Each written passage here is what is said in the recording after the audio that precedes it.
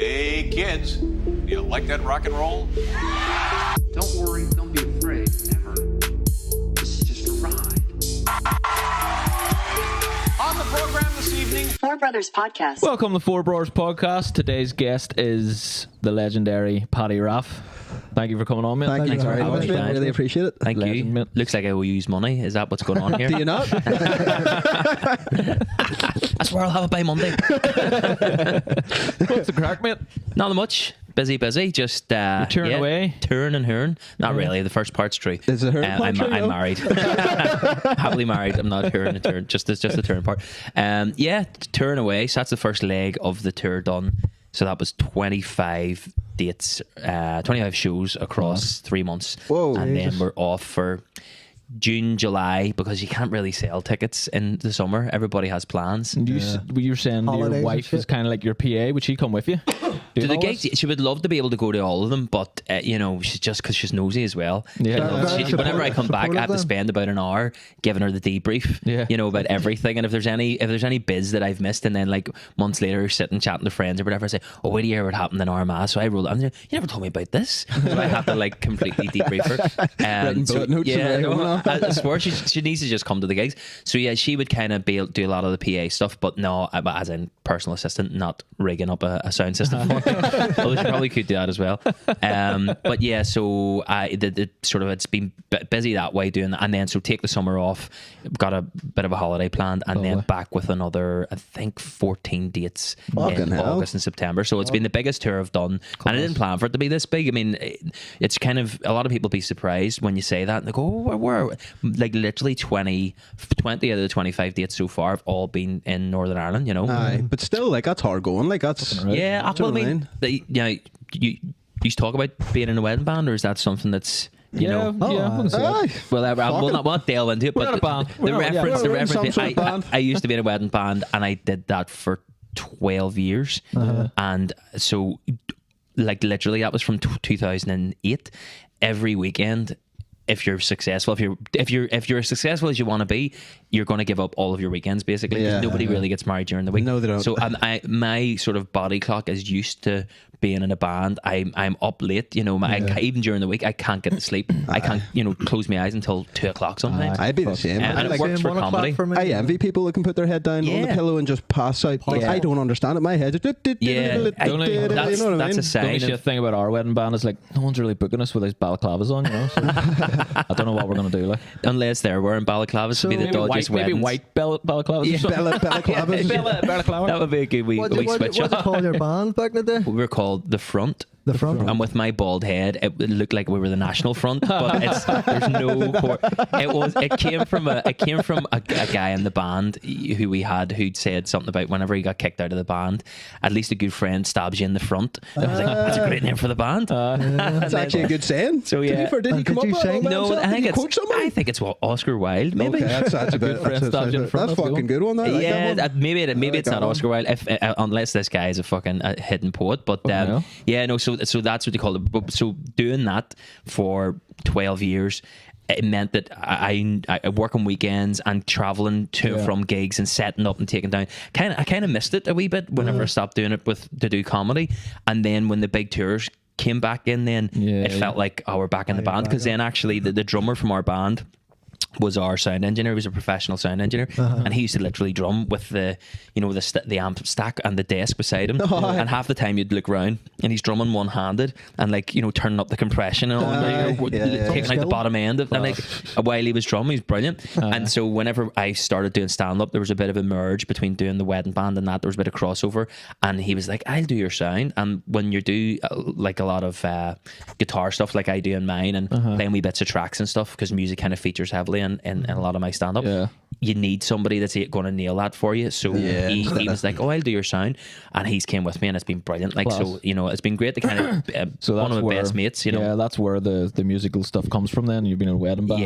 Yeah. So I take it you were the singer of the band? No, and I kind of talk about that in my stand-up, is that I was never, our lead singer was brilliant, and that was one of the reasons we were so successful, was that there's a lot of brilliant bands out there, brilliant session musicians or whatever, and you get a singer in who is supposed to be strong, and then that just takes it. Doesn't matter over, how yeah. good they are, everybody just hears the singer. So you need to kind of nail that first. Yeah, And our 100%. singer was brilliant. He had such a great range, like pitch perfect as well. And it was, so I was just doing harmonies, and I didn't need to sing, but I would do a Which lot is of hard harmonies. enough sometimes doing harmonies and trying to get the right harmony. Well, I always did it in the car as a kid. I was an annoying wee fucker as a kid. Like I would be sitting harmonizing to, Desiree live. Fucking TLC. Like, what pitch are we in? I think that's to be slightly as a semitone down. Turn that up. So I used to harmonize in the car as like a wee challenge. I was like, fucking. I grew up in the 90s, so it was, you weren't sitting on a tablet and playing a same Nintendo with us, DS like. or something. So I was like harmonizing in the back, and then I started with the band.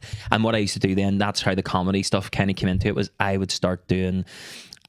I'd always done it from being a kid. I'd always change the words of songs to make them funny and make them about friends and teachers and stuff. And then when I started doing started doing the wedding band, whenever we were doing a song so many times, the only way for me to kind of make it interesting for myself would be change the words, and I would be singing my words into the microphone as harmonies. So if my vocals are 25% and his 75%, but we have in-ear monitors so we can hear what we're doing, I'm making him laugh and I'm trying to make him, So eventually they were just like, you need to do that on stage and stop doing it at our weddings, because you're going to get us Do it on a different cancelled. stage. So that's what I did, and that's where Stacey's Ma came from, which was the I was big gonna one ask that you about kind of that. sort was a good of one. catapulted me within the first few months of doing stand up. Was it like songs then first, like straight away? Yeah, but there was Songs? always a bit of stand up in between to kind of set up the songs, and that's Kinda, whenever. don't you, like? Yeah, I mean, unless your song completely explains itself, which is rare, but normally you need a wee bit of setup, and normally the setup to the song and ends up being as funny, if not funnier, than the song. And that's when I kind of realized, going to after my first few gigs, there's people going, you that stuff in between the songs was really that was the the story about this that set that up, and that's what it's kind of morphed into. Is now I start with the guitar for a bit, and then my sets normally at my stage shows tend to be an hour and 45, where an hour and 15 is me, 15 is on the guitar, and then the other half hour would be the Nigel character. But I realised when Another thing I was gonna ask you about. when I put the guitar down, that's for me when the real stand-up kicks in, and that's when people come off, they're like, I love that story about this, that, and the other. So it kind of flipped about, but I would sing Stacey's Ma. We were booked to do a girl's wedding, and her name was Stacey, and she was like, oh, would you be able to play Stacey's mom? And we were like, I will learn it. So when we were learning, I just was like, Stacey's Ma, and then I was like, what can you say after that? And I was like, Stacey's Ma has gone and joined the Ra, and that's where it started. I was like, why would you join the Ra? Okay, because her dad, she broke up with her husband, and he joined the DUP, and it worked.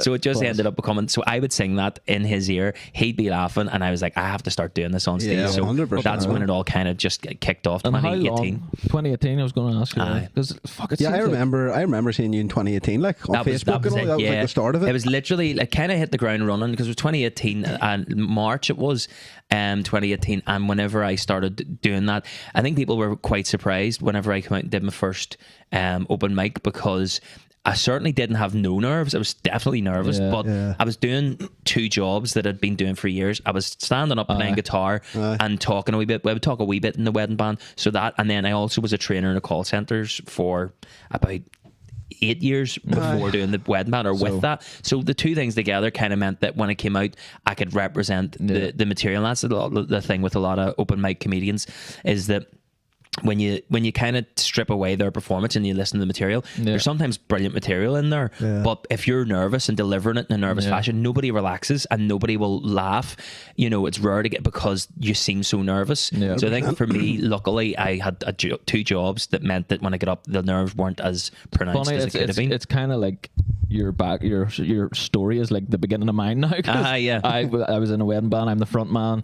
Where I talk on stage. I will do this now for. He wasn't the front man though. I know, but you did talk and stuff. You're not listening, Garth. I know, but he did. He was talking, and I'm only joking. now I'm going for a fucking. The difference is he's successful. Like, you must have blew up quite quickly, because I remember, right, I worked in a different place than I worked in. I remember, no word of lie, like at least 5 or 6 people over the space of like 3 days, coming to me like, have you seen this guy on Facebook? It Have you seems seen like this? it was a lot it longer started ago to me. 2018, I remember. Yeah, well, that was the first one. So whenever I started, that was the first big song that I had that went like everywhere, and it was being put on like other Facebook pages and internet pages, and and I was being credited a lot, which was dead on. But sometimes you didn't get credited, but you know that's just the way it rolls sometimes. But that was the first big one that people, but there was plenty of I was doing like Snapchat videos, and that's kind of how another way the comedy came about was I was using like Snapchat filters and doing funny videos. I was watching some of them earlier. Yeah, so like they're really old. One I laughed my head off at the bin one. Taking the bin bag out of the bin, and it goes really slow. Oh yeah, like yeah. So everybody knows. Yeah, that's right. Yeah, only time. So it was, but so doing in 2017 was whenever I like got Snapchat, and my son was just born, and we would do funny videos, and I just started doing like character monologue things, and this is kind of where the Nigel character started, and I just would then send them out to like my friends and family, and like in WhatsApp groups, just kind of joking about.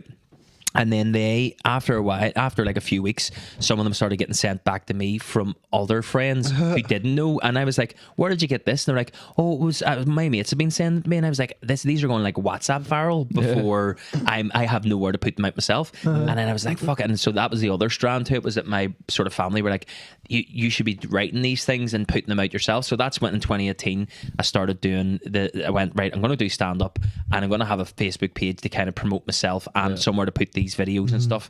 And the kind of two things really fed off each other really well, in that I was able to put clips up from the stand up of me doing Stacey's ma, not actually doing her, but like that's a different story.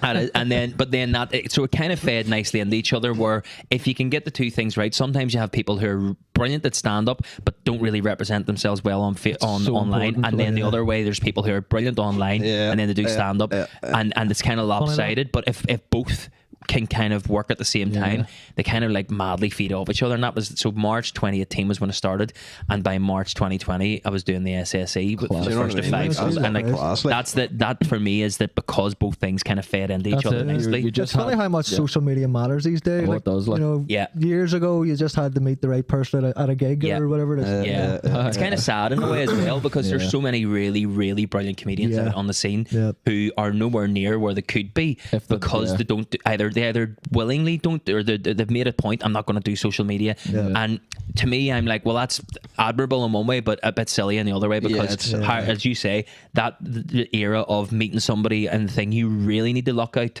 And 9 times, that's why I started it as well, because I actually went to, there was a guy that was producing some sort of sketches for BBC, online sketches, and I kind of went to him with stuff that I'd written, and he gave the best bit of advice I think I've ever been given.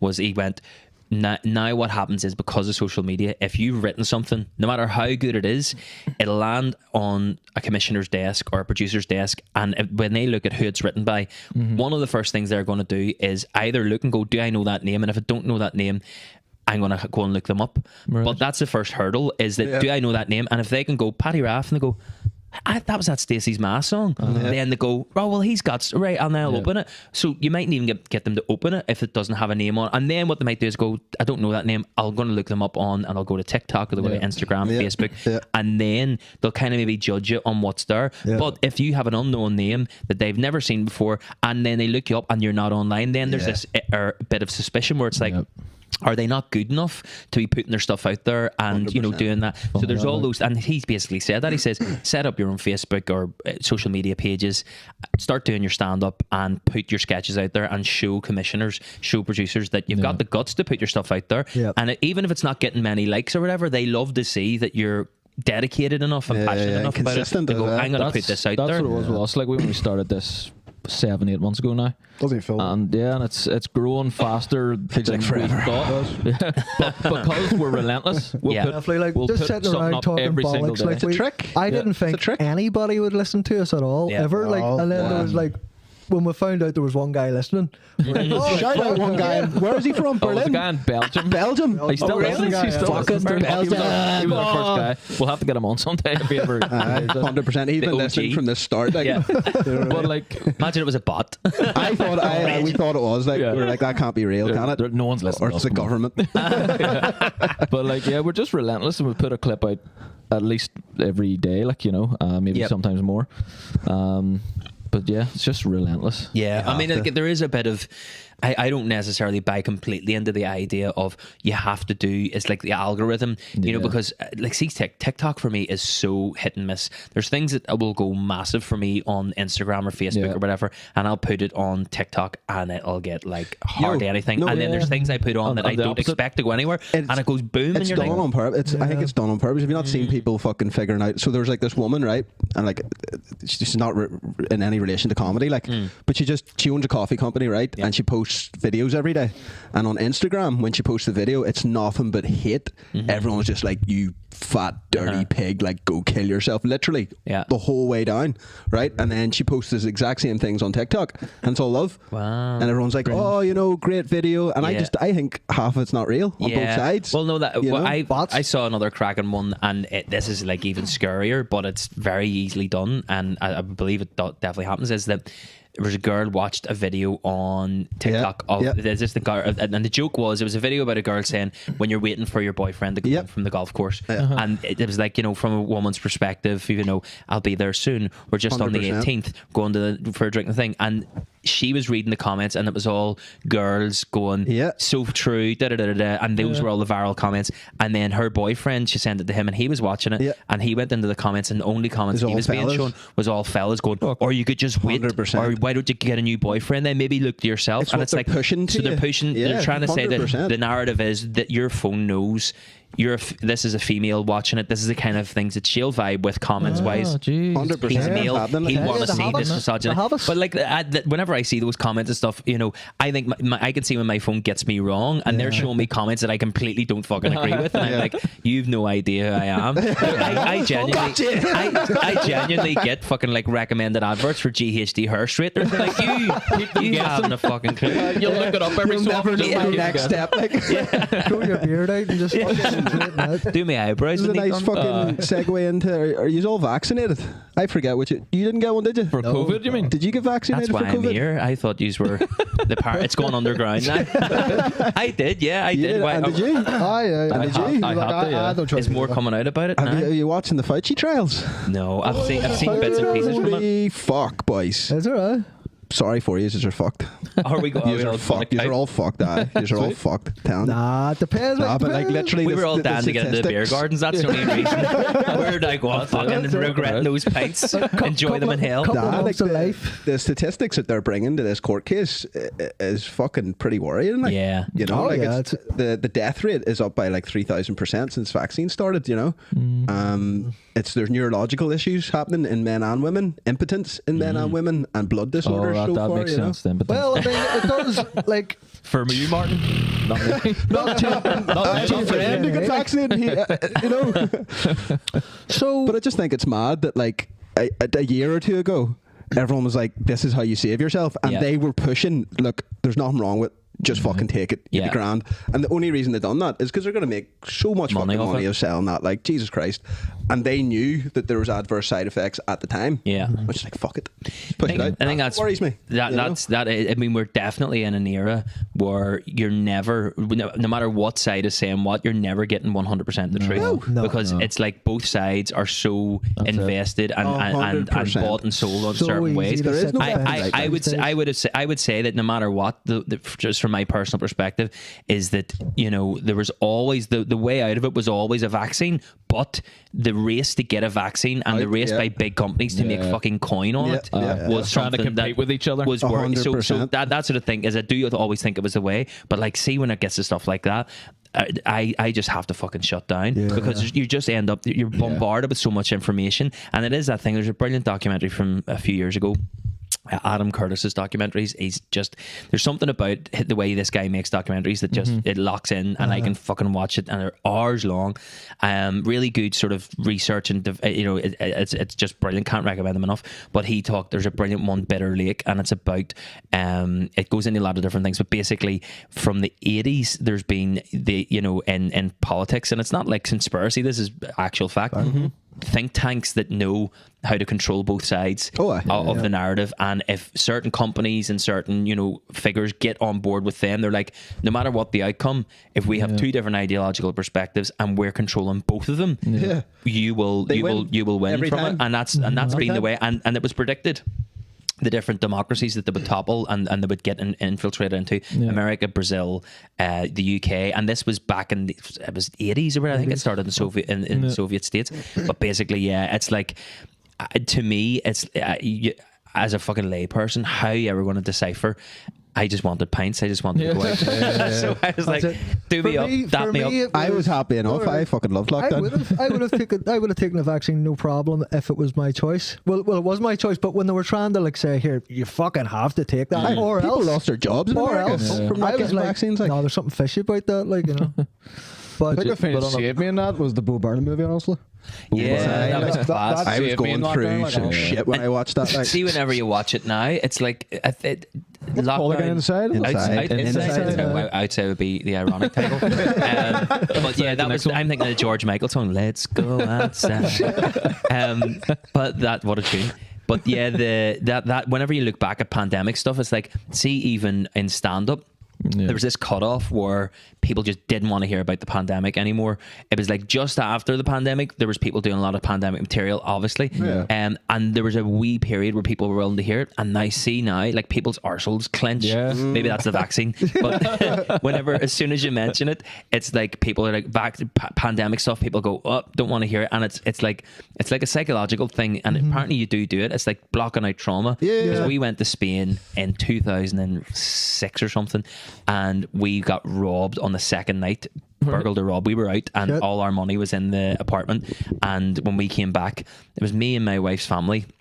We came back in, place was ransacked, and we spent the last 12 nights there with no money, having a shite time. Now, people were sending money from back home, but you didn't want to spend it because you're like, how can you go and enjoy it? You can't just. And so we got thousands stolen off us. And sorry, see now, I was with the at that time. I knew this why I'm here. I recognise there's balaclavas anywhere. Sorry, this is made in Spain under that Costa del Sol labels on it. I feel bad now. Like, get back. So basically, we don't remember that holiday. None of us remember. Every now and again, somebody would be like, and they go, do you remember? And they go, nope, never been to Spain. Sorry, you don't remember it anyway when you're left by the police. But yeah, it's like one of those things you delete from your memory bad things like that. That is like when childhood trauma and stuff, people you suppress it. They suppress that. Like, you don't want to know. I don't know. You don't want to. How do you? This is you gotta know. You gotta look at it. Yeah. This is the thing. I've always worried. How do you know something happened to your kid if you've suppressed it and you don't know? But some people do.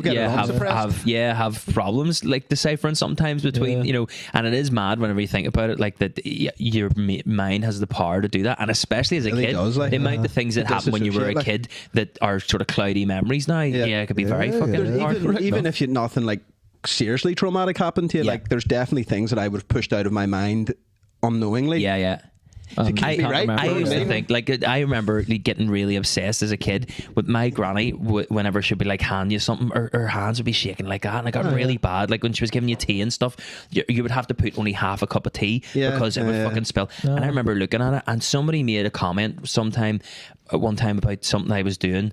I think I was drawing or something, and they were like, "You're going to end up like your granny," and it stuck in my head. And I used to sit and like look at my hands and go, "That's definitely fucking happened to me all the time." 100%. I have the same thing. You know what I mean? Yeah, the handshaking thing. I have that same thing. Who was it?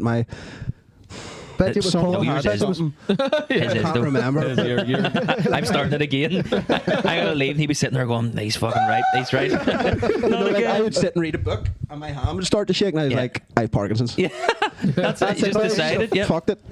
Jake does it. He's the hypochondriac. He does this thing every single day. Nope, not anymore. Do you know why? He's got. I don't get sore heads anymore. Okay. He used to do this thing, right? He would check every morning. He would get up and he would check if he has a sore head. He would go. Yeah. You chest And then I would tell him. Not even in the morning. You're Would giving just be yourself a sitting there. fucking Just at some point. Yeah. I done it back to him. I was like, see, when I do that, it gives me a sore head. That's why I have a sore head all day long. No. Like I don't know what. To be honest, I don't know what it was, but like, fuck, for many years there, I would have had a sore head. Constant sore head. Constant, like every other day, every day, 3 days in a row, 4 days in a row, sore heads. Like, calm now. Like, Mad. It could have been anything. Like Listening to sinuses or yourself. Do you know what it is? Being around you cunts. No, I'm joking. You'd be able to. It was fucking Sore head just once not a looking week, after myself. You know what I mean? Not eating right, not drinking water, not fucking exercising, Drinking. all that, you know? Drinking. All that there was because as soon as I started, even slightly looking after myself, gone. You know what I mean? It's But I've had like, I think like, must be like a neurodivergent sort of thing, like, but like I think I'm on a spectrum somewhere. I am, like, because I've had like really bad panic attacks my whole life, and it developed into like panic disorder. Like I'm on meds for it. Like it developed into something where I would be obsessed with my breathing. Like I would just think about which it, is strange think about though, it all because day it's long. not necessarily like, you know, when you think of like someone having a panic attack and stuff. Yeah. It's not usually for that sort of reason. Yeah. Do you know what I mean? It's not like where started- you think about your breath first. It started and when then I was panic. yeah, You know. I remember. Funny enough, I remember when I had a panic attack in like the year 2000. It was the millennium, and I just had a panic attack. I was 10, and I was like, oh. I just went up to the bathroom, just had a panic attack, and that I kind of suppressed that because I only remembered it like about 5 or 6 years ago. I was like, Wow. fuck yeah, that Did you happened. have a wank just before? Yeah, To celebrate the new year. That's all that was. mate. New millennium, new me. Wait for a wank here. can never get again. The world's going to end. See, that would have been a good thing to do, because I remember, like, this is how fucking sad I was. I remember I planned when it struck midnight that after it strikes midnight, I'm going to say something out loud, and I want to be the first person in the new millennium to say this thing. That's kinda cool. So I That's planned kinda this, cool. and I said something like fucking something really shite, like cows eating cheese on the moon. Bang. Happy New Year, Granny. Happy New Year. It's What are the my odds? millennium. No, you didn't do it. Don't say you did it. That's all I've got. That's all I've got. What do you think the odds are that there's 8 million people in the world, or billion people in the world, Somebody did that it. somebody said The same thing. the same thing? Well, as you? in my the same time way. zone, then that's Yeah, we're in narrowed your it down to my time No, I zone. doubt that it Just- happened. It's I know just that's funny, what I you know? wanted to be the first person to say That's this. the I'm Just like, another character in the world that's like another version Yeah. of you. Similar. Doppelganger. yeah, that's Well, in a that's it. different timeline, it might have been chicken eating. Yeah, good. Vegetables Oh, on different the sun. if you want to get into different dimensions. So let's get back. That's string theory here. We're going fucking Well, parallel. that's the same thing as like. This is something I used to obsess over when I was a kid, like saying something that no one's ever said. yeah, Ever. yeah. Like hip Yeah. da ba da ba doop Yeah, yeah. bang. And No that one's ever was said me. Nobody's that. ever was done me. that, or You know, even you've just never been an in China, action. no? Japan. Press a fucking button. Up the hoods. Yeah. Very good. So let's bring it back to the comedy scene. When was your first gig then? Where was it? 2018, wasn't it? you were saying? Seventh. I remember the date. 7th. Oh no, fuck. Was it 4th? It was just before St. Paddy's Day, so it was the 14th or 15th of March, 2018. Yeah. Right. Yeah, and that was. And I remember it was. It wasn't too long ago. Like you fucking. No, it was you flew William up. Thompson was MCing either that one or the next one. A month later, I came back and William was MCing, and I'd done the first gig. I think I'd done 10 minutes in the first one, and then I was asked, do you want to come back to the next one? So Yeah. I gave myself the month, and I stupidly came back and wrote a new 10 minutes. I Oh, didn't for fuck's realise sake. that you could just do the same again. For at least a year. I had been fucking more, if you're me, like now I realise here I'm just phoning it in. But I went and I wrote a whole new 10 minutes, and I didn't feel too bad about it because these were things that I was going to do in the other one. They came, the second gig was even better than the first, and William was MCing, and I still have the footage. He was like, this guy is fucking brilliant, he's going to be going for it. And I was like, oh my God, fucking didn't expect that. And then sure enough, within 3 months later, I put on my first solo show, purely because people were asking on social media when I've put Because videos that's out, that, work, like you and said, that. Where can you see you? yeah. So before your first gig, you were kind of making a wave, like with your songs and stuff. There was something a buzz. so the Facebook page coincided. was about Yeah. the same time, Yeah. and then those things were going viral. So by the time I'd done a gig the month later, I was getting footage from that then that was putting online that was doing good numbers. Yep. And then within a few weeks of that, again, people were asking, where can we come see you? And like, it was, you're in the pavilion soon, are you? Yeah. And it was like, so I was saying to people, I'm doing the pavilion in 3 weeks time for 5 minutes. And I didn't realize what they were doing is these people were seeing me and going, oh, do we want to come to one of your shows? And it was after a few months of that one of my mate that was a drummer, one of his friends is a gig promoter, still is, and he was like, we can give you a room, like, you know, I'll give you a good discounted rate on a room and you just sell tickets. And I was like, is that what you do? And he was like, yeah, that's how it works. I was like, fuck yeah, I suppose. So I told him then, yeah, let's do that, and we booked out a room. I think it was 200 cap, had 150 people in it, and that was 3 or 4 months after starting So stand up. what does he get out of the There you tickets? go, like. What happens there? He's not been paid yet. He's still chasing me. No, so I why didn't you're here today. realize he took the he would just, what they would do is they'd say, there'll be a venue hire fee, but because it was his room, he says, I'll not charge you for the venue hire, and once you make X amount of out of, you know, if we sell 20 tickets, then that's covered your costs for the staff and whatever else. Everything else after that, I would make. You know, but that was before. It was in the days before then. I had a manager and a promoter and stuff. So once you start moving up, then they'll Some get paid. places No, would take like the bar would take the bar. there's that as well. Yeah, take that's the what. tickets Sorry, over. that is true. I don't think we had to pay anything for the staff now because they were basing it on what they're going to make on the bar. Yeah. But it was a great, and that was the start of it. And I didn't realize that what you should be doing is going for a good couple of years to build up. I kind of just went, the demand is there. If it goes shite, it goes shite. But it went fucking brilliant. And I remember William M saying it as again for me. And at the end, I kind of said goodnight and was fucking standing ovation or whatever. And William came back out and he was like, "You will see this fella at the SSE. You're lucky to pay a tenner tonight. You would pay 30 fucking quid to see him in the SSE." And I was like, "Fuck." And he was right. Within a year and a half later, we were doing that. Like, fucking 3 months in, you fucking And then- made it. Like, it's mad. Here, I don't know if this happens in the SSE or anything, but I've heard it only happens in this country. When big comedians come over and do a big show, like say they do it in the Waterfront or the SSE or wherever, if they choose not, because I think it's very weird to have a break in a comedy show. Yeah. To go, "Oh, everybody take half an hour, Yeah. right? But if you don't do that in this country, they charge you like 45 grand extra for the space. Because they're saying that everybody in this country is gonna want to fucking have a drink. Yeah, and if you don't have an intermission, we're losing this amount of money. That's a good point. Yeah, it is. I don't know exactly what the figure is, but I've realised now that whenever they say how you structure your show and they build the interval into it, and there's been places where I've gone, oh no, I just want to do straight through because that's going to eat into the time that I've got, and they'll be like, no, we need an interval. Yeah. And I suppose that is right. It's We do fucking need to true. make money on the bar, and we do. Like people, I've worked out at my shows. You can tell whenever I'm rehearsing the set myself, I know this is the point where people are going to want to get a drink. Because and you see them checking their watches and stuff and be like, you know, and I know myself, if I'm at a gig, once it gets to around the hour mark, I'm like, I'm dry now. Even if I brought 2 pints in, I'm like, I want to go to the bar. So you do build it in, and it's good when it comes. And the way I work it, it's nice because I have characters that I can do. Is that I'll do an hour at the start, do the break, then I can go and get changed and be like Nigel, come back as the character 20 minutes That later. works well for I do yourself, half an definitely. hour, and then it's quicker for me to get out of character because I can just wipe the moustache off and take the wig off. And that's when I've been getting comedians to come out and do a bit of stand up as well then for that 5 minutes, and then I come back out and do another 25 as myself, you know. So It's strange to me though for comedy. It works really well for you because you do have that character. Then I suppose. But I know what you But, mean. you know, like a set? If you're in the, I would rather just watch it so than have it broke. At Theo Vaughan last night,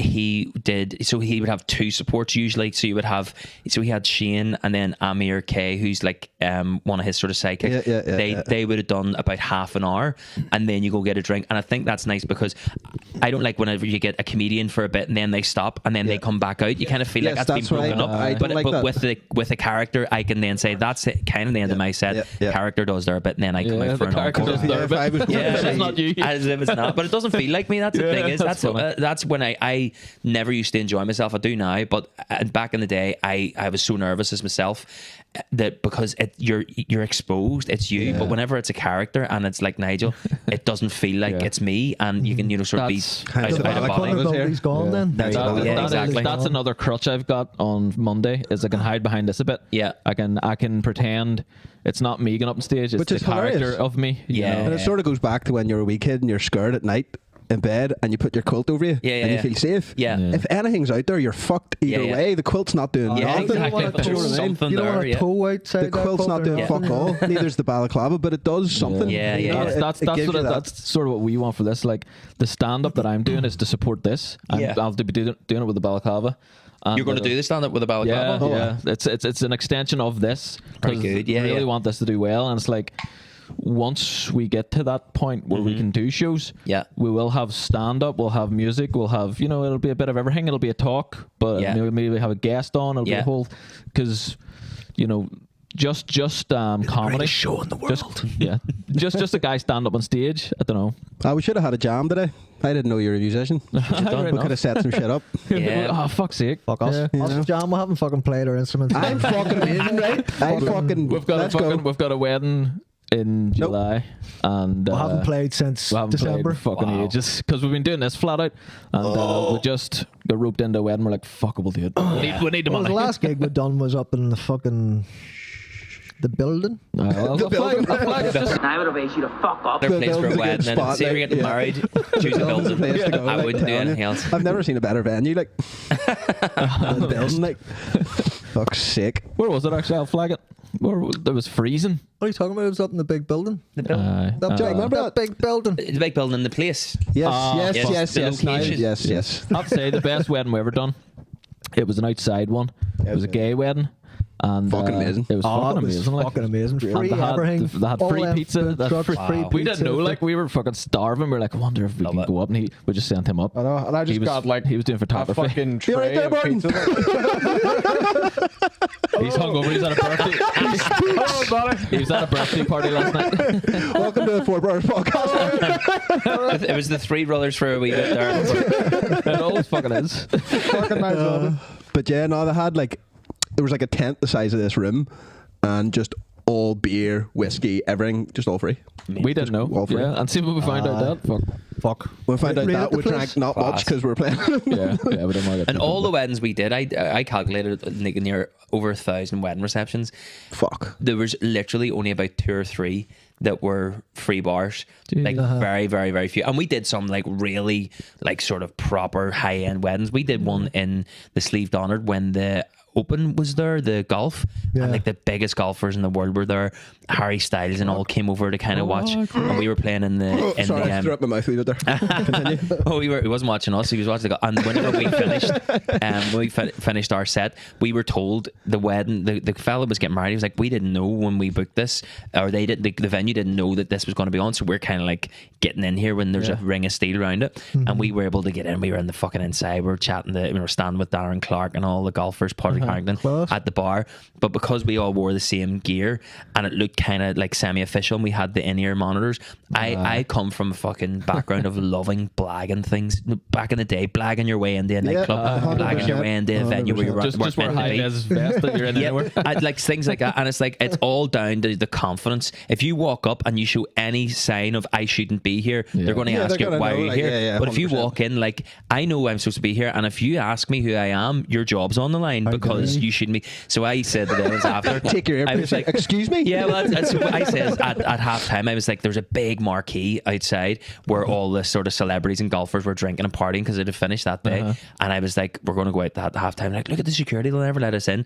And I said, just follow me. So I walked out. I was like, everybody put their in-ears in. So I'll put our in-ears in and just walked up and then fucking opened the door, lifting the red rope and all. Walked in and they were just like drinking away. And there was a band on stage. Their equipment was set up, but they hadn't got there yet. And I was like, come on, we'll get up and play a song. And they're like, no. So they didn't. They chickened out of that, but it was class. But that was probably one of the best weddings we did, was like to be able to be in the inside of that. But none of them were free. And the one that was free, it was so funny, was it was a free bar. And then I'd heard rumours, somebody said, oh, it's only free up to midnight. So you had these ones at the bar all night that were going, give us this, a triple vodka and thing, give us that. And then I'd heard this was coming at midnight, so I was watching, and at midnight they're like, and give us a thing. I was like, and then they went, it's not free, man. I was like, what? It's not free after midnight. I've seen people lose their appetite. I've never seen people lose their thirst, right? Oh, it's all right. Actually, just give me a fucking Lemonade, love, get some wee lemonade there. a wee mineral, if you have mineral there. Top water. Everybody just become they're not thirsty anymore, and I was like, you cheap fuckers. Like, Class. Did you ever meet flag us as well? Did you ever meat. I would advise you to fuck up. and finished. So in 2019 was whenever things had started to really take off, because I was doing like, I'd done 4 Limelights and 3 Macs and 2 Ulster Halls on the like, and it wasn't touring, it was just in Belfast. And I was like, I'm going out to gigs now, and at the weddings people were asking me to do the parody songs, you know, how's your family? And I was like, I can't do that because like you've got your whole family here, and you know it's not what we were booked for. So there was a bit of conflict of interest, and then I just said, like, I'm gonna have to finish up. So I stopped in sort of autumn 2019. And then they only had 4 weddings booked in before March next year, and then the pandemic came and that ended the band. So and there was loads of bookings in, or they had loads of bookings in still to do, but it kind of ended it. But it's nice to bring it back, because I did it a while ago, and I might do it for the next tour, is I might bring the band back and do at least one show of all my parody stuff, and then do a swing band for the Nigel parody stuff, and then do the metal band to finish for Father Pat's Aerosmith band, because it was like, I was watching that stuff recently, I was like, I can't believe we haven't done this live yet. And the thing that made me do it was that the album, I forgot so many wee jokes to put in, the album was Master of Pulpits instead of Master of Puppets. I was like, we gotta fucking do it. So we're going to do hopefully like a big live band thing, and that'll be with the wedding band, that get those guys back, because we can still fucking knock it out. Like, we've done 4 weddings so far, and I've been doing long. I wish this next thing was a funeral, because then we'd be able to say 4 weddings at a funeral. And that would be the idea. Then. You have to stop. Yep.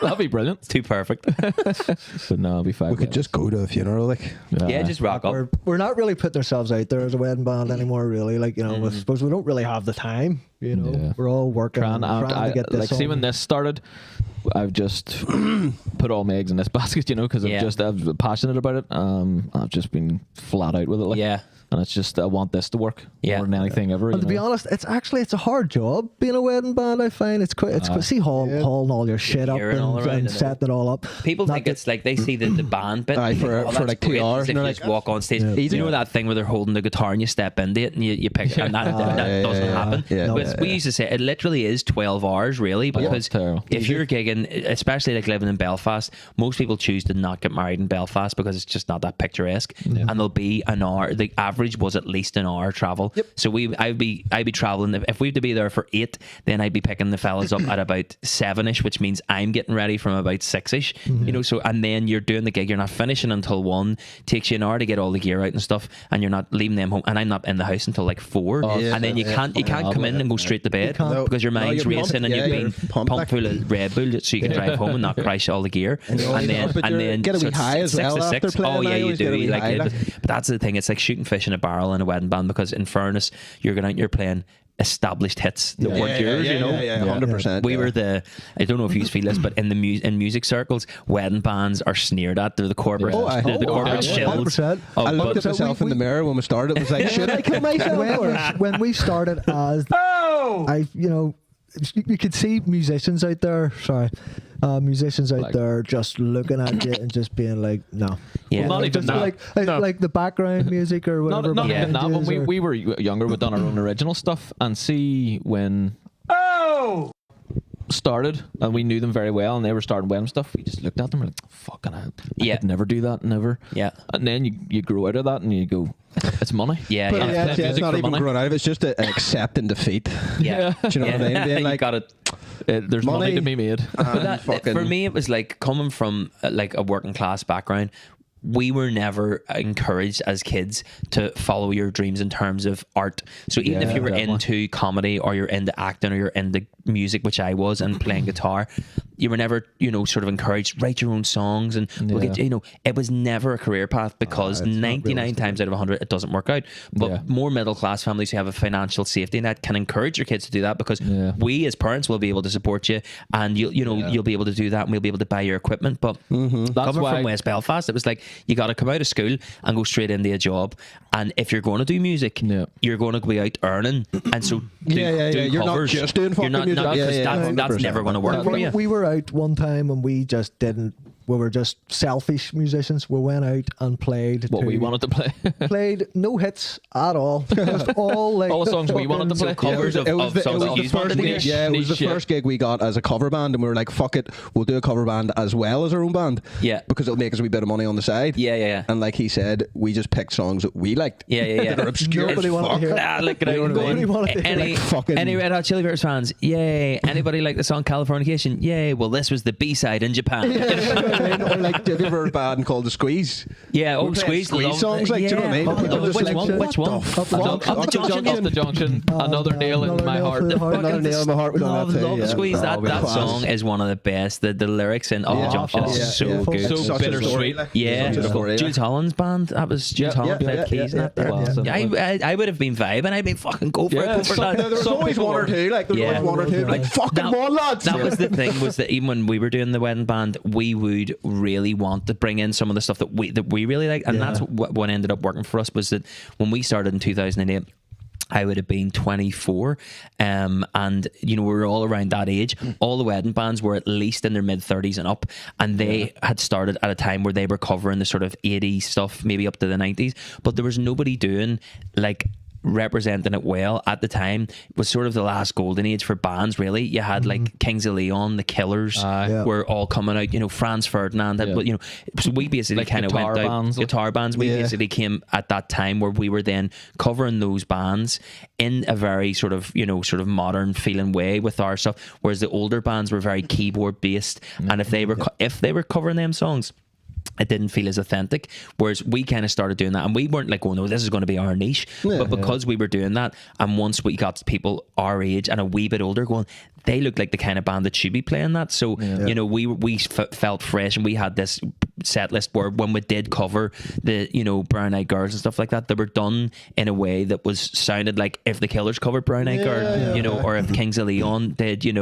Undertones is quite sort of rocky anyway, but I'm thinking like even Suspicious Minds and stuff, we always came at it from the angle where I used to love whenever a big band covered a song that you wouldn't have expected, that it was a bit more middle of the road, but they put their edge to it, and that's what our set sounded like. So we used to get people booking us going, That's and smart. they say that I That was is like smart. Glastonbury, it was like going to Glastonbury, but it just was a good timing thing, because if it would have been a bit older, it wouldn't have came across as well. Those mashups as well. We were toying with the idea of doing Beatles songs, but in like a System of a Down style. I think that'd be class. Like I always System wanted of the Beatles. You could be system of a. I've got so many of those parody names. Like, but that was the whole Aerosmith thing. Was all I love. I love to take a genre and have to match the bands into it. So we had it for religious rock bands. Aerosmith. Oh, not necessarily rock bands. Our Lady Gaga was one of the other ones. Our Lady Gaga. St. Francis of 10cc. It's like we had so many, like literally hundreds of them, and we're just like shoehorning them into this thing. But Our Lady Gaga's brilliant. Yeah, Our Lady Gaga. Free art in America.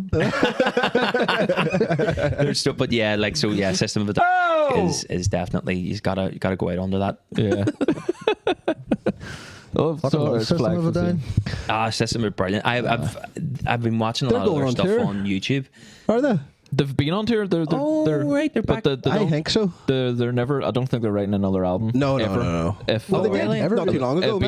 I'd love if they did. They did not too long ago. They wrote like a 6-song album. Remember, it wasn't great. Yeah. To be fair, it wasn't the They've best. been on tour. Like you can't see them, but they're not. What would be your favourite band if you have one?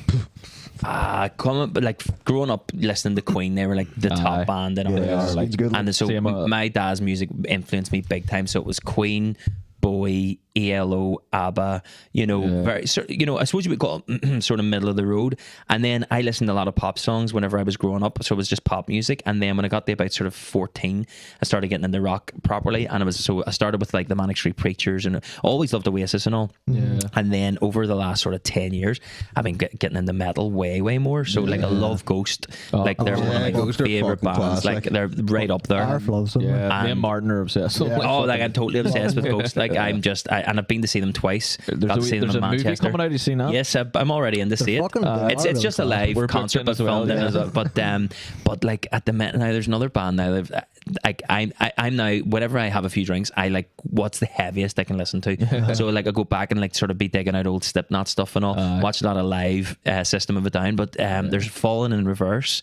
Now they've been a lot of people hate them because they've done a lot of different genres as they've gone through the years, but they always change it up. I like And that. see the Prog. most. Well, that's it. Every and not necessarily every album, but every couple of albums, they'll completely switch up their genre, and usually still in metal. But at the minute, they've stuff out that is absolute ear bleeding, but massively like inspirational, just class. The most recent one, actually, what do you call it? Fallen in Reverse. Ronald, you call it? Right. Stick that on. I swear to God, and you'll just be blown away. There's a rap breakdown in it and all with Tech 9, and it's just like, and then it comes some of the heaviest drumming I've ever heard and all, and it's like, and now I like that when I get ahead of something, I'd be out to my mates go, have you seen these? Have you seen these? And then some of them are like, remember them from the days when they were doing like sort of that sort of emo stuff. They're like, oh, they're shite. And like, no, but you have to get into what this they've stuff got now. into. But yeah, so I'm sort of changing, and like my kids love everything. They're into Taylor Swift and all, but they'll still go, have you got any more Fallen in Reverse? Because what I'll do is I'll download it because there's so much swearing in it, and I'll like bleep, literally do, because they're not putting out any family friendly versions, and I have to bleep out the swearing myself. The songs end up about a minute and a half shorter, but Very good, man. anything to get them into good music. Yeah, Just like a blast beat. just an intro, just a 4 count in, and then the last note at the end. Did you ever listen to Death then? Death metal. Just Death, the band. Oh no, who's Death? Check them out. If you like that kind of music there you were just talking about, I think they would be, especially prog metal. They would be. My favourite That's what metal band I of all was time, obsessed with. Like, do you know what I mean? Like, They pretty much started death metal. Yeah. They were called Death. you know, and they progressed throughout the years and changed up and got more technical. It's fucking amazing. I'll definitely check them out. Man. Have you seen Limp Bizkit are coming to Sonic? I'm going on Wednesday. So I was like, I did the Farmer's Bash yesterday, and I was like on stage going, fucking like Fred Durst and Wes Borland are going to be here in a wee while, you know, and I'm standing on the same stage. So I'm going to go down on Wednesday and like an old dad that I am, stand at the back. You know, you're in your 40s when you go to fucking festivals and you stand, you go, I want to be equidistant from the exit, the bar, and the toilets. I don't care where that leaves me in the venue, but I'm not going to be in the mosh pit. No, and then I always do this thing no. as well where you're standing, and I had a wee bit written about this. I haven't done it yet, but as a dad, like over 30s, when you go to I was at Slane for Metallica and Ghost were supporting, and I was just standing, and we all at one point, all 4 of us, like all the older ones, turn around and you go, wonder how much they're on. What do you reckon? And you start to try and work out how much the band are making. Like, how many's here? Was it 100,000? What's it take? Getting the calculator out the phone. Shit like that But this as well. after tax. They take the tax off and all this. I'm telling you. But they split it between the 4 of them. Aye, that's right. How long? And then the pyrotechnics went off. Like, get the calculator out again. That costs. That's another cost. He didn't get there in a fucking nuts corner. Let me write this down for Monday night. Getting the visor out, you know, the wee tax man's visor and the fucking hairline. But yeah, that's it. That's the experience now, is whenever I go to these gigs, one of the best things for me, and I don't try and like lean into the perks of anybody knowing who I am, but I love the fact that the company that manage me and a lot of the other big comedians here, like Shane and Colin and Paddy and all, Paddy McDonald, they like organise a lot of the big concerts as well. So 9 times out of 10 you'll be able to go, any chance of, you know, getting a ticket for this or getting, and they'll usually get you into the golden circle or whatever. Class. And I don't like doing that. I won't do it for anything else, but if it's a good concert that I want to go to, I want it to be in comfort, and it's more just an age thing, you know, rather than I want the perks. I couldn't be arsed going to somewhere, like if I really wanted to see a band, the thought of having to go and stand in a fucking field or something with like just people, give me a seat. Yeah. Give me a fucking Well, I mean, seat. if you've worked and got to that point where you can, you know, take advantage of that, fucking why wouldn't you? Like, fucking right, small man. perks, like. yeah, fucking right. This sorry. go ahead. Was Steve Vaughan, just a quick one, was Steve Vaughan playing here? Theo Von did the SSC last night. Mother. 2 nights he did, Fucker. but it was so quick. It was like, it was only announced about a month ago, Yeah, maybe 2 I months didn't ago. fucking see it. And it But I sold would've out went. so quick that it was just like, he's here and gone. For And like, fuck's I could've told you, like. sake, like. I actually didn't catch it all because I'd done the Farmer's Bash and I came off stage at like 9 and I just went straight over to the SSE, and again, because the company that managed me managed that gig, it was a case of come to the back door and we'll get you in. So I'm walking out behind the fucking curtain and come out to the side and there's Steve Vaughan like touching distance, and the Westie in my head who used to love blagging into these things went, you fucking did it, you blagged your way into a career where you're actually allowed in these things. But part of you dies and goes, I'd like to have blagged my way in. I would like, act like you don't know who I am and see if I can try and get in here. I don't make it hard for me. You know, It's getting too easy now. cosplaying. You know, Paddy, we know who you are. Just come on in. It's no fun anymore. But no, he was There's no brilliant. foreplay, Yeah. fuck's sake. Theo Vaughan's one of my favourites at the Ah, moment. he's like. very, very good. He's great. That whole scene with like comedies, like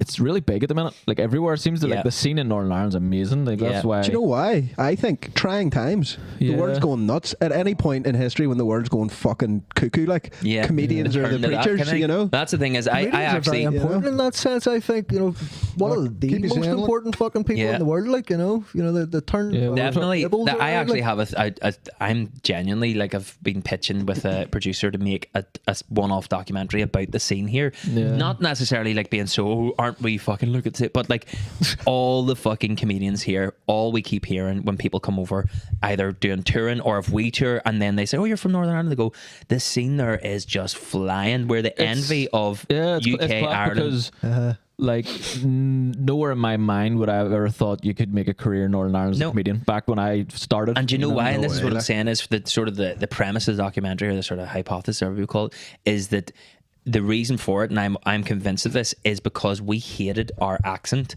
up until very recently. I And the swear to reason God. for that, Fucking true. the reason for that is because of the Troubles. Because during the Troubles, we never got a TV industry. So TV industries kicked off in England and stuff, where you had like Coronation Street down south. You had Yeah. Fair City and all. So they've always seen Irish voices, English voices, That's working a class. mass- Whereas up that's here, a- we don't have a TV industry. That's a very smart theory, and I think it's The only thing Makes we sense. ever made was the fucking news. And even on the news, the presenters had to do an RP, received pronunciation, whatever you call it, English accent. Yeah, Or that's else right. it was an English That's person. right. And that was because, and I was talking to a journalist about this, and this is what I was telling them my theory, and this is where the sort of the actual sort of facts come into it. They're like, no, that was something that we had to do back then, because Yeah. if somebody had a Belfast accent, people watching the news wouldn't trust what she's saying. You go, but sure, she's from Ballymurphy, I she's wouldn't playing trust down her, what the aye. Rad did, or she's hamming up what the other side did. yeah. That's So a good it had idea. to be English. So what happened was, we all grew up never hearing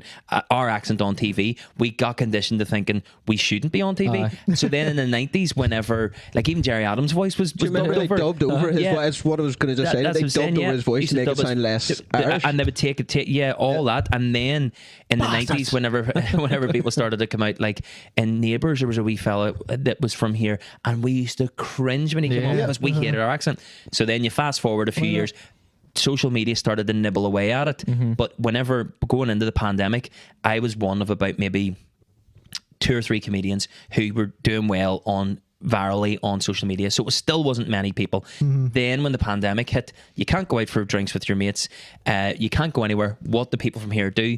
We turn to people who are recording how we sound and our crack, and then podcasts take off. My sketches went bigger, and so we come out of the pandemic with everybody going, I don't cringe now when I hear somebody being funny in our accent, because I'm happy to hear our accent on TV, on podcasts. Whereas before the pandemic, and be 10 years before that even, we just wouldn't have had it around us. We hated our accent, and so it's a bit of shedding that shame. Hit And the now we're nail on the going, head, like- and now we're going.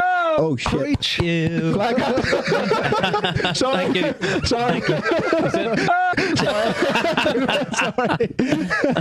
But that's my theory behind it, is that it's definitely rooted in that, because Makes you sense. used to hear our accent go, fucking can't stand every, that. like, even, 100%. Like I was listening to my friend showed me Colin Geddes, his podcast, and I've always heard of him, Yeah. Barry Blender and all that.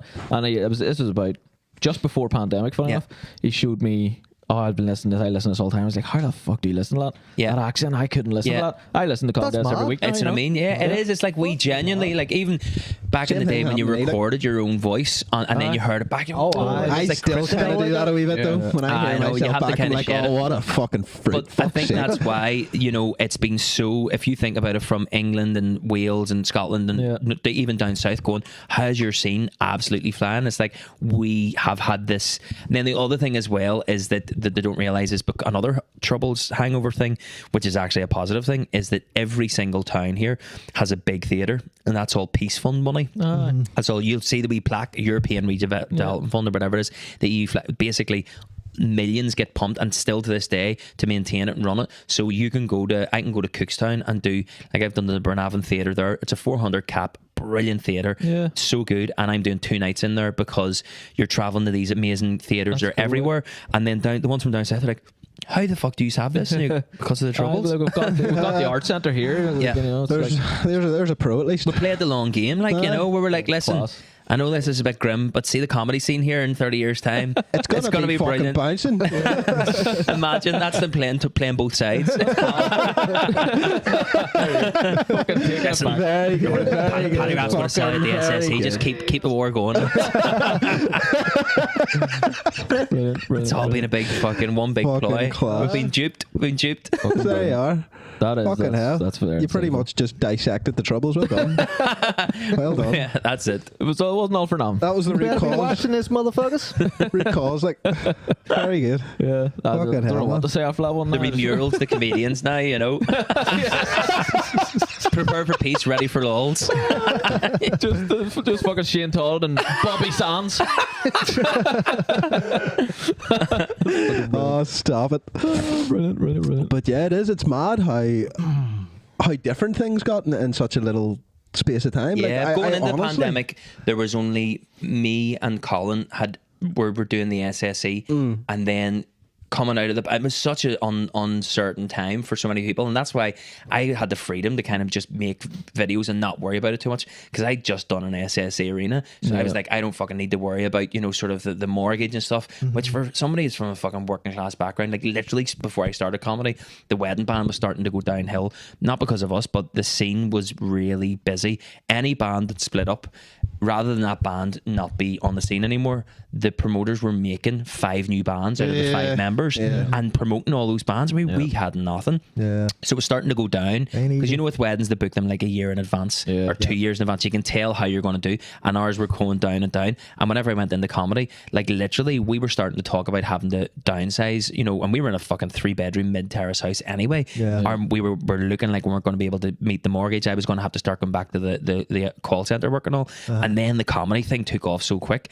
Like, I'm always fucking hugely grateful that I get to do it for a living, but it is one of those things where you kind of look at it now and it's like, you know, with the pandemic and stuff, I was very aware that we would have been screwed if I hadn't done that SSE, but it gave me the freedom to do the sketches, get the TV show, and just plow my time and effort into that. But it was class to come out the other side of the pandemic, and it not just be me doing the SSE and other comedians, you know, Well, raising that's up what I and was thinking, coming like- out with the podcast and going, everybody going, we're going to support this scene, and it's long may it unheard continue. of. Like the only person that really done well, kind of, was Paddy Keelty. You know, Yeah, there was Aye, like him, him. him and who else? You know, it was Yeah. like Colin Murphy was okay, and Yeah. but it was like.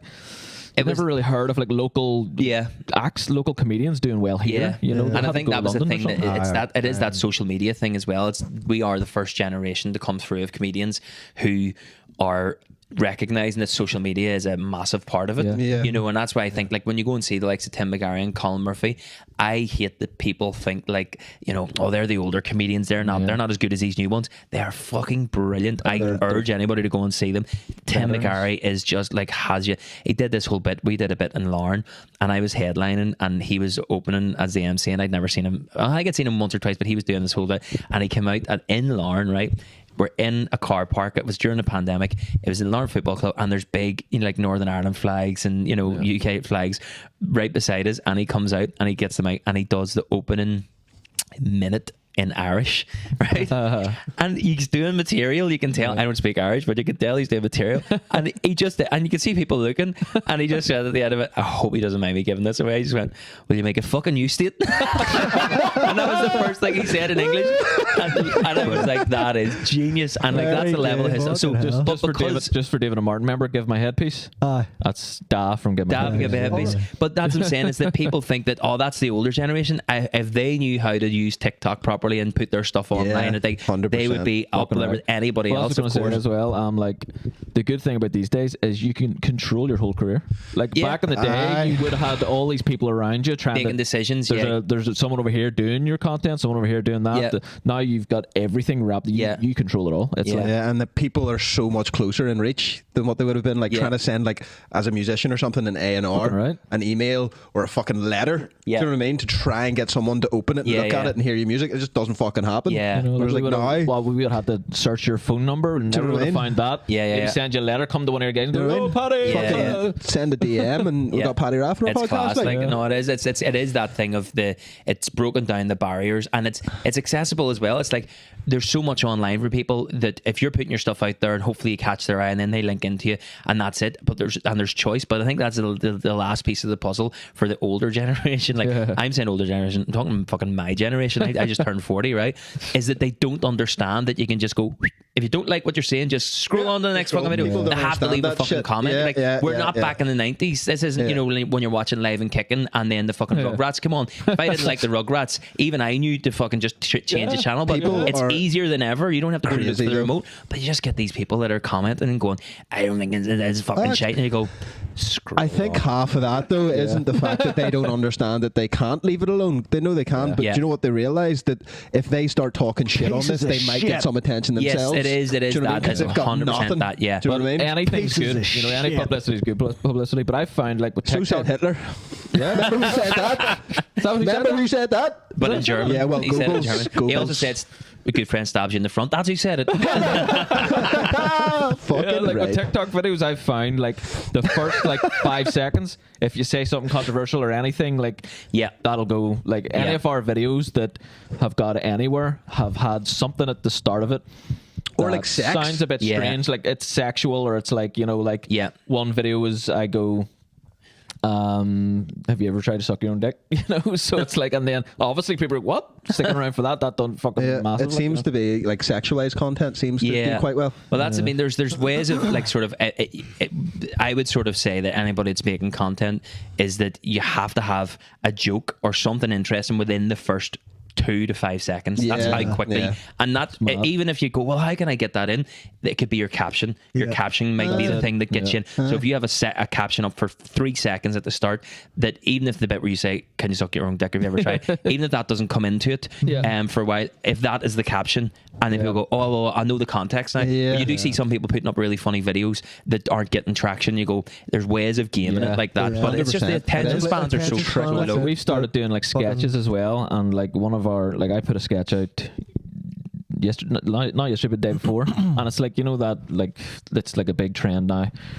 Someone will look at like people doing their work wrong or something. Like a guy in a hat, Like a he guy looks goes, over yeah, like- here, someone's doing something. Yeah. He looks over here, Yes, someone's and doing they're cutting something else. themselves in. Yes to that. Yeah. So I done one of that where it's like going for a walk on a council estate. Yeah. And it's just, you know, you go out and you look over and it's all like no surrender and these fucking things, you know. But because the caption, it just says going for a walk on a council estate. Yeah. 60,000 views. in Ah, fucking class. Yeah, couple of exactly. hours, like, you but know, it's not guaranteed as well. No. That's the thing that keeps you on your toes with it. Yeah. It is never guaranteed. But I actually, in my latest tour, I finished with a song where I basically take.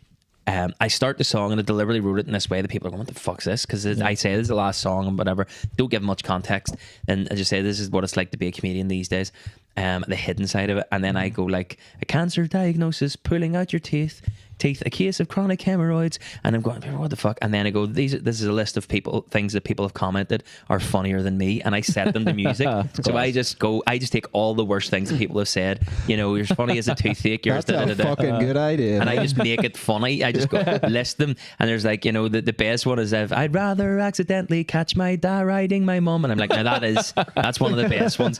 Like, so I Did just somebody comment that under your video? yeah, no, you see them all. And Why would you rather do that? Even if you didn't like the comment. what inspired it was that it was. I remember when Kevin Hart showed up and was doing gigs, and people were like, "Who? Load of shite. Wouldn't pay, you know? Would rather watch my dad riding my mum or you know." And all this here, and it's like he literally sells out fucking stadiums, and that's whenever you know you kind of just as somebody that creates things, you get to the point very early on where you go, these people are just looking attention, Yeah. and it That's makes right. no odds That's how you whatsoever. They have nothing to give. But they I have love the nothing to show idea. anybody. I you love know? the idea that I wanted to do it where I go, not only do I not give a fuck about that, I'm actually going to take that and I'm going to close my Yeah. show with what you're saying. Well, That's class. That's how, Really fucking cool that's idea. how you know you're making waves when people start to hate you. It's class Yeah. because we've been starting to get like people going, "Who are these 4 bellends? Like, what the fuck?" I'm sorry, I didn't mean. I'd had a few drinks when I said that. Ah, fuck's Right. sake. Apologise. It's all right. We're But even yeah, now. We're even. Money, I stole your money. You slobbered at us. We're done. But that is it. Is that I think that those comments sting most when you're just starting out, Definitely. which is fair enough because you're trying to decide is what we're doing shite. Yeah. But see, once you're confident in it and you're settled with what you're making and you've got people listening, hit you go, the nail "Oh, on it's the not Funnily for enough, you." was all right though. You were more like that. At the start, I was, yeah. Like when we had a few comments, I was like, oh, maybe we are shit. Whereas, like, Maybe I this is just the look worst at it and shit go, ever. Maybe we should give up. No, Yeah. because not one of those people. This is why from the beginning it didn't affect me. Like, not one of those people that are making those comments or trying to do anything No. positive with their And that's lives somebody Probably said. not. at Listening all. at Are they all. putting effort in to do a podcast, to do music, Yeah. to do anything other than sit there? I don't know who You said it. Somebody did make the point though. Nobody that ever comments under somebody's thing is doing better than you. Exactly. They're never doing. Oh, who Because when you fucking click did on say that? their profile, you click on their profile and you look and you just go, no harm, Dale. it. But Yeah. you know, you're obviously going through some shit, Yeah. or you're just hate the world. It's not like Michael McIntyre's on there going, fucking who these Could you imagine? You know, these little fellas are shit. These fellas. Do you know what? I think I think if he's doing that, then maybe you should stop then. Yeah. Yeah. Oh, yeah, if he does it. Yeah. If someone really famous takes the time out to be like, this Yeah. is shite. That would be hilarious. Getting rumbled for that. Oh, fuck's sake. But speaking of Kevin Hart, has he done the biggest comedy gig in the history of comedy? Has he By done? doing that football stadium? I think he's done multiple stadiums. Do you know what I like, mean? you know, that's Do you remember quite that big. one though where like I've seen he the walks footage out, and all, it's just like a big bowl. Yeah, it's huge. You know, I think that's the biggest comedy gig ever done. Yeah. Like, Ever he's done. really Like. good. Like. Yeah. That was the like when you think about the size of things like that, is people always talk about how different is it whenever it's a big, like when you're doing the SSA and it's 3,500-4,000 people and you have to wait on the laughter coming back, but when you multiply that out in the stadium and there's no roof on it, a lot of the laughter is going to escape out of the thing. You need the kind of lower ceiling, the better. Well- so I always wonder how much he's actually enjoying those things, but I'm sure he is for fuck's Well, sake. I think that's Enjoying the more money of anyway. like, I think, yeah, the He money. enjoys it when it's I think his that's account. more of like a statement, isn't it? When he Yeah. does that, it's like, Yeah. I can do this. Yeah, yeah, Whereas yeah. like if I ever had to pick Yeah. to go and watch comedy, it would be in a low ceiling dark Yeah, room yeah, yeah. where Yeah. it's close and Yeah. sweaty and One you know of the what I mean? best gigs I've ever seen in my life was Louis C.K. in the Limelight, and he's my favourite comedian. Favourite living comedian. And he's just right there, like right there. I missed. I think I was gigging whenever he came to do that. Yeah. But I had a joke and I was like, because he asked, I think it was William Thompson opened for him, and I was like, could you imagine if it, like my favorite joke is I like that I wrote, and I was like, I'll never ever do this because a lot of people come to see me don't really know about the Louis C.K. Controversy and all, but my joke was that I like my wanks the way I like my ovens, fan assisted. And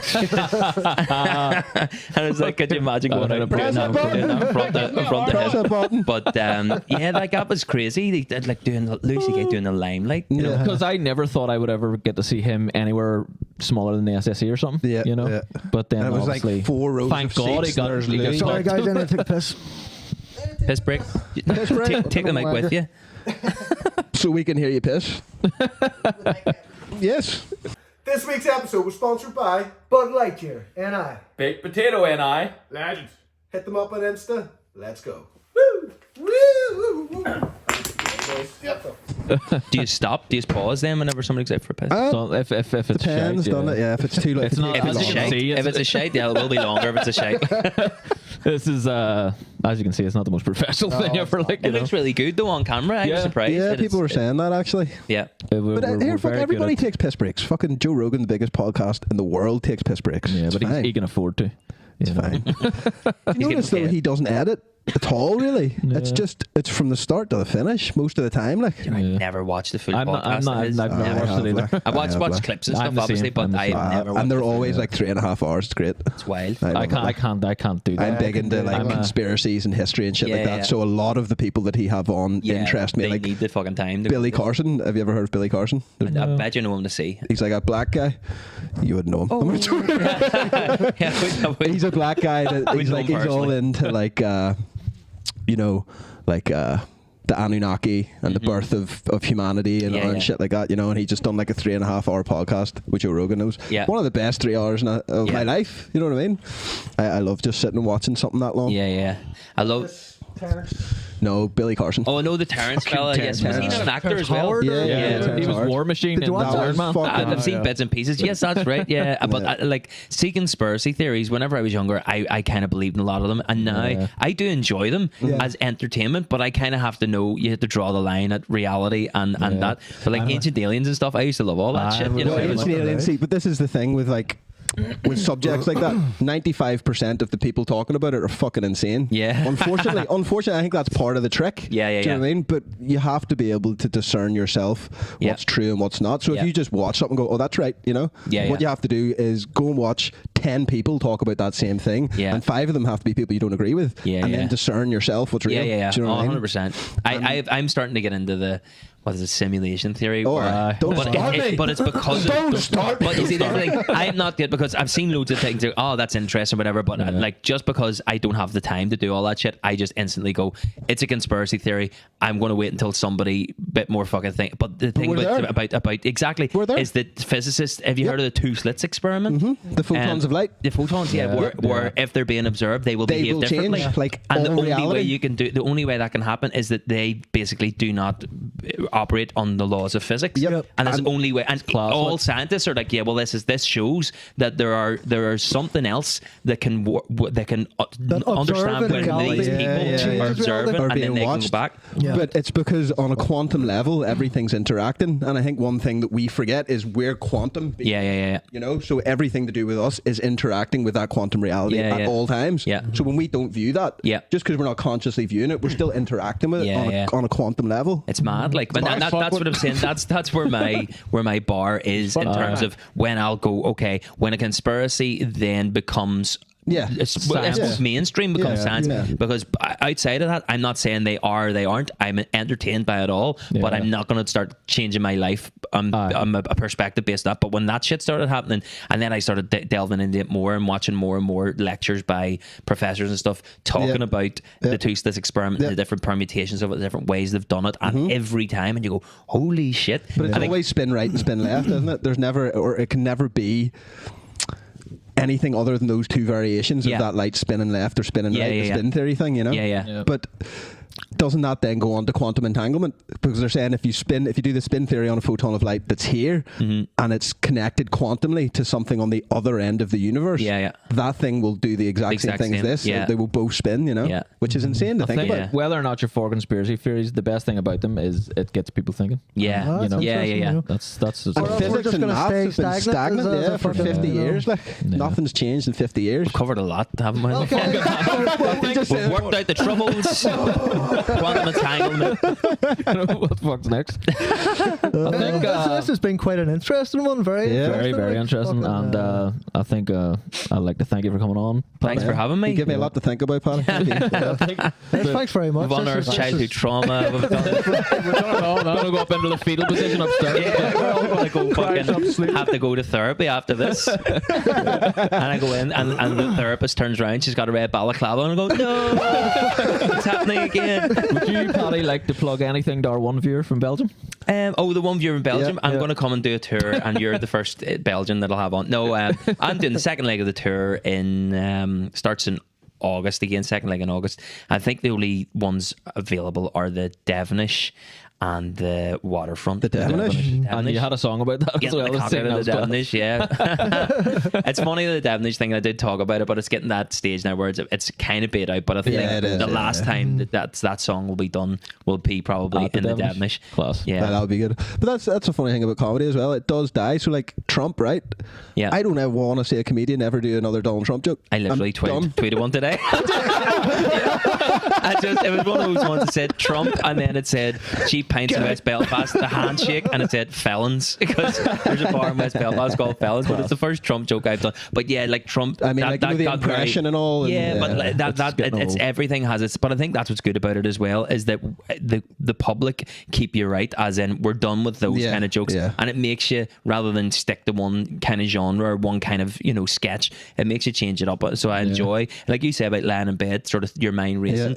I had that from I was a kid, and I never had an outlet for it, and it was getting in the way of things. I was tired for work, tired for school, and now it's like, no, I'll wake up in the morning and go, that note that I made at 2:00 in the morning, has become the last song in my tour, all of a sudden I'll be lying there and go, a song about all the fucking negative comments, and I'll write that down, and I get up the next morning, and that's what I'll do for the day. Were you ever diagnosed with anything like ADHD or something? No, but maybe it would have been, because I think we need to give that a fucking rest. I know, but everybody's getting diagnosed. Well, I mean, I think all got something. But I think there's different ways of putting labels. I think the label thing comes in for, you know, how to treat it, and I get it to an extent, but I do get the extent of everything's being labeled too much. But in a world where there's so many different ways to treat things, that I think having a label in one way is handy for medical, but societally, I think we're struggling with how to accommodate for all of these different labels. You know, I think that. So I think on one level, it's definitely up. But if you're talking about, I think maybe because I genuinely, as a kid, would have lay in bed until 2:30, 3 in the morning, sometimes maybe even 4. Same. Thinking about things, and then I would go, right, just go to sleep, don't think about that anymore, and then I would start thinking about it again. Before you know it, it's fucking the sun's up, and I'm supposed to be getting up to school, and it was so. But like now, I get paid for it, which is. So keep thinking. I'll take that label if I'm getting paid for it, basically. So what I heard there was Trump 2024. Vote Trump. Trump 2024, just for the material, just so again. If they could laugh again, that was the best 4 years ever. Yeah, there was always something. Terrible year to be, but terrible 4 years for minorities. But hey, look, as long as I can get good material out of it. There you are. Paddy Raff is such a good guest. We can't even end the podcast. Trying to end the podcast. I have to go, but how long's this lead? I'll bounce in the car and be like, you know, I'm just a ball of hinge here. And anyway, they're like coil going like that. Right, that's me home. Cheerio. Bye. Well, thank you very much, Paddy.